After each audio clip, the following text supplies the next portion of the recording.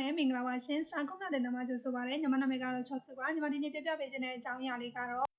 printer မှာပေါ့နော်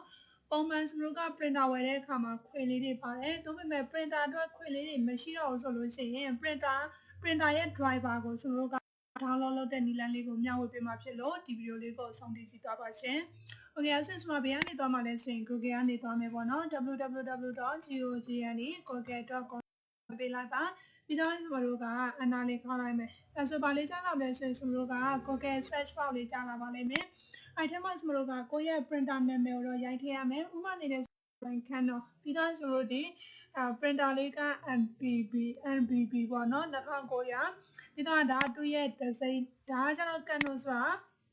သူ့ရဲ့ဒါကျတော့သူ့ရဲ့ CD လေးရှိမယ်ပြီးပြီးဆိုကျွန်တော်တို့က driver ကို install လုပ်မှာဖြစ်တဲ့အတွက် driver ဟုတ်ပြီနော်ပြီးပြီးဆိုကျွန်တော်တို့မှာဆိုရင်ဒီမှာ link တွေအများကြီးပဲကြာလာလိမ့်မယ်အဲ့ထဲကနေပြီးတစ်ခုကိုနှိပ်လိုက်ပါပြီးတော့ကျွန်တော်တို့ကဒီမှာဘာလို့ပေါ်လာမလဲဆိုလို့ရှိရင် download ဆိုတာလေးရှိမယ်အဲ့ဒါလိုက်မယ်ဒါဆိုရင်ကျွန်တော်တို့က driver လေးဘာဖြစ်နေလဲဆိုရင် download ဖြစ်သွားမယ်အဲ့ဆိုရင် concept မှာခွေပြောက်သွားလဲပဲဘာဖြစ်လဲဆိုလို့ရှိရင်ဒါလေးကို install လုပ်ပြီးတော့ဘာလို့ဒီ နော်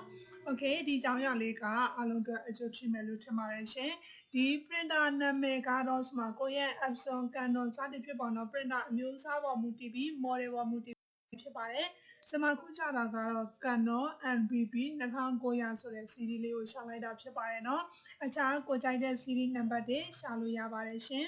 okay ဒီပါစေရှင်ဒီဗီဒီယိုလေးကိုအဆုံးထိကြည့်ပေးတဲ့အတွက်အားလုံးကိုကျေးဇူးတင်ပါတယ်ရှင်